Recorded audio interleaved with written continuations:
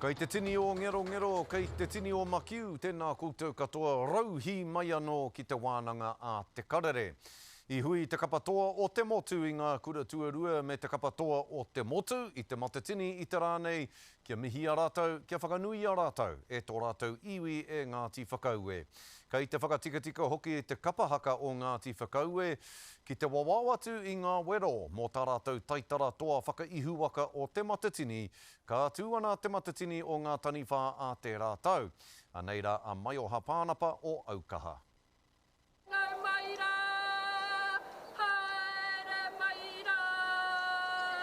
Ka tahi te pōwhiri. Mai te tehi kapahaka toa whakaihu, ki te tehi atu kapa toa whakaihuaka.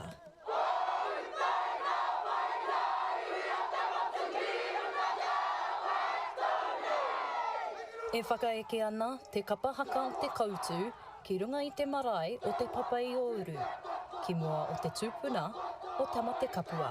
He honore nui te rirohanga o te tohu matua, o Duncan, o Pimia, o Korongapo, me te tohu whakaihu waka o te motu o ngā kura tuarua. Ka riro mā ngā koeke o Ngāti Whakaue, o tira ngā iwi me ngā kura o te waka o te aroa, ngā mahi whakamānoa i ngā rangatahi toa o te kura o te kautu i te rānei. Engari, i roto tonu ni te ngā kaupua ua kupuna nei, kaka, i haere atu rā te kura.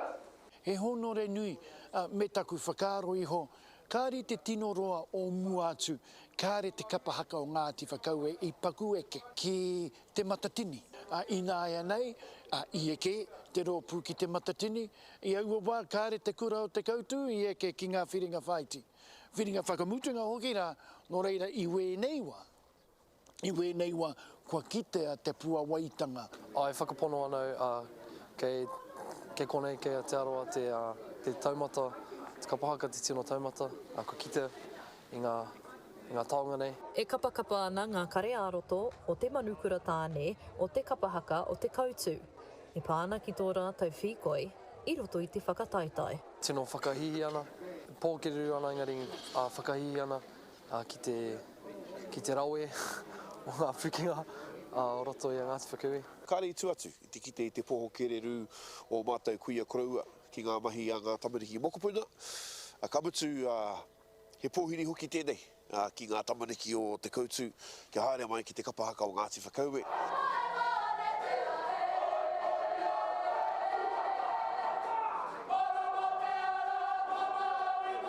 E marama ana a kere ama right o te kapahaka o Ngāti Whakaue ki ngā tini kare aroto o ngā rangatahi i tēnei rā.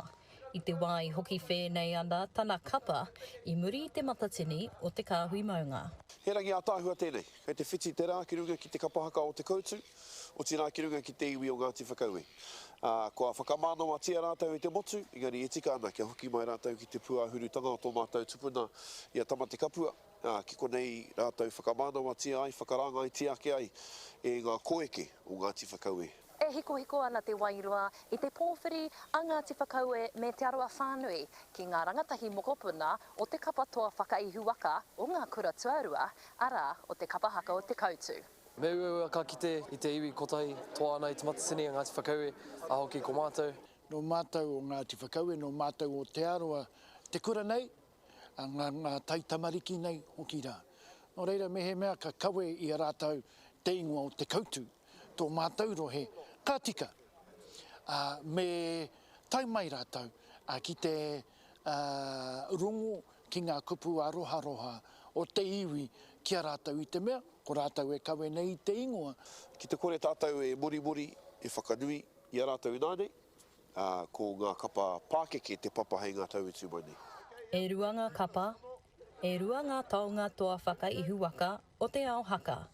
Kua pai nei ki mua o tamate kapua.